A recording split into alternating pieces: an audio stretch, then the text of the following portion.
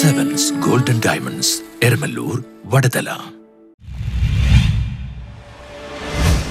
മഴക്കെടുതി കേരളത്തിന് അടിയന്തര കേന്ദ്ര സഹായം ലഭ്യമാക്കണമെന്ന് ബെന്നി ബെഹനാൻ എം പി. മഴക്കെടുതി മൂലം ദുരിതമനുഭവിക്കുന്ന കേരളത്തിന് അടിയന്തര സഹായങ്ങളും സമഗ്ര പാക്കേജും ലഭ്യമാക്കണമെന്ന് ബെന്നി ബെഹനാൻ എം പി ലോക്സഭയുടെ ശൂന്യവേളയിൽ ആവശ്യപ്പെട്ടു. കേരളത്തിൽ കടുത്ത മഴയിലും പ്രളയത്തിലും നിരവധി പേരാണ് മരിച്ചത്. നിരവധി കുടുംബങ്ങൾ ഇപ്പോഴും ദുരിതാശ്വാസ ക്യാമ്പുകളിൽ കഴിയാണ്. 16-ാം തീയതി വരെയുള്ള കണക്കുകൾ പ്രകാരം സാധാരണയേക്കാൾ രണ്ടാമത്തെ ഉയർന്ന ശതമാനമായ 8.45 സെന്റിമീറ്റർ മഴയാണ് സംസ്ഥാനത്ത് പെയ്തത്.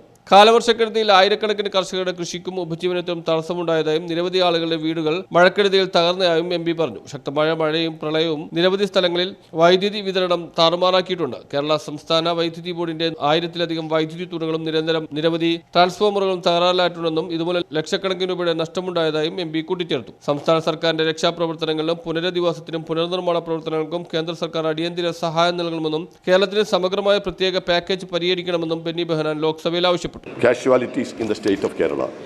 The state of Kerala is in a grave situation where unprecedented floods have weakened havoc on the state, causing extensive loss of the life and property, displacement of thousands of people, and substantial damage of crops, livestock, and infrastructure.